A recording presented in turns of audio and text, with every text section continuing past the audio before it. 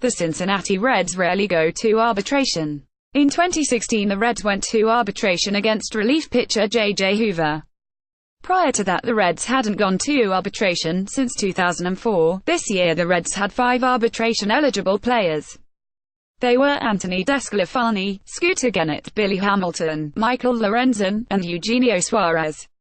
The only player that was facing his second go-around with the Reds was Hamilton. Gennett was arbitration-eligible last year.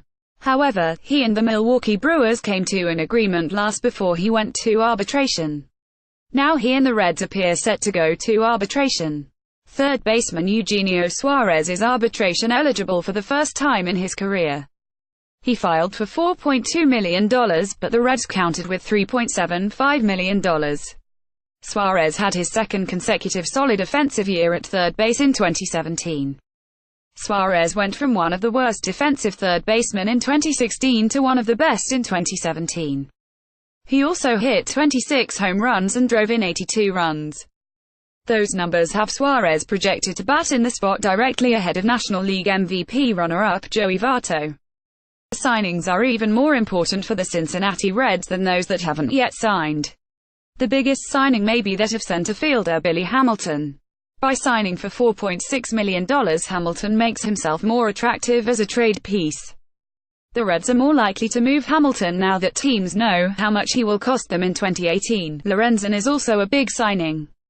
He will get a shot at the starting rotation in 2018. Whether he ends up there or in the bullpen, his $1.31 million salary in 2018 is a great deal for a rebuilding Reds roster and a good hitter in a pinch. The DeSclafani signing is more of a relief than a positive. DeSclafani has shown great promise since he arrived from the Miami Marlins in the Matt Latos deal. With his injury history, the Reds wanted to make sure that his salary wasn't going to be prohibitive in 2018 and beyond. The Reds need to do whatever they can to control salary. Signing players ahead of arbitration and moving those that end up costing too much are the ways to compete for a small market club.